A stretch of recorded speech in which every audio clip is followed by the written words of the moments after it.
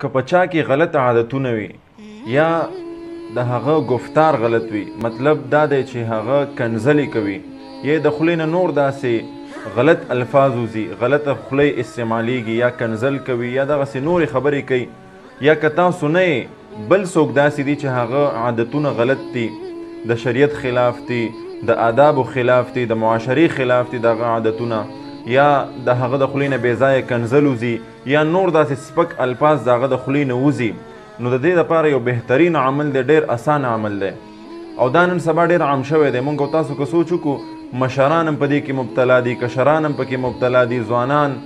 هر سړی په دې کې مبتلا دی. د هغه خوله صحیح نه استعمالیږي چې بل ته اواز کوي نو داسې یو سپک اواز به کوي چې هغه بالکل د آدابو هم خلاف وي، د معاشرې هم خلاف وي، د شریعت هم خلاف وي، نو دا ډېر یو سپک او بیکاره عمل دی. د دې نه موږ او تاسو ته پکار دي چې ځان وساتو او بل ملګري ته، بل مسلمان رور ته دروند آواز وکړو. دا سنت او بهترین عمل دی، ځکه چې موږ او تاسو بل مسلمان رابلو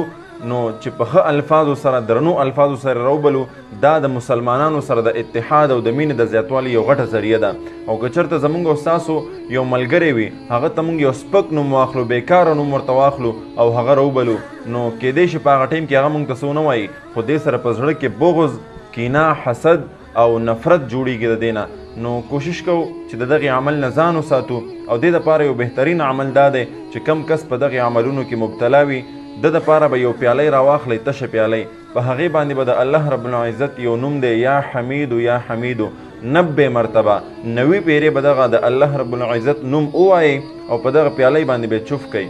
مخکې وروسته به 11 پیرې درود شریف ووایي، بیا په دغه پیالی کې اوبه واچوئ او دا کم سړی چې په دغې عملونو کې مبتلا دی، مثال کنځلې کوي یا نور خوله سپکه استعمالیږي یا غلط عادتونه دي پکې، نو په دغه کس باندې د 3 ټیمه دغه اوبه وڅکي، یا که ټیک نه شو نو د دې نه زیاتې ورځې دې پې وڅکي، نو انشاءالله د الله په فضل سره به په دې عمل کولو سره به د دغه سړي عادتونه هم ټیک شي، د دغه گفتار به هم ټیک شي، د ده خبرې به هم ټیک شي او انشاءالله د شریعت مطابق به شي. الله رب العزت د عمل کولو توفیق راکړي او خپل هم عمل وکړي په دغه عمل باندې او نورو مسلمانانو سره هم ضرور شیر کړئ. السلام علیکم ورحمة الله وبرکاته.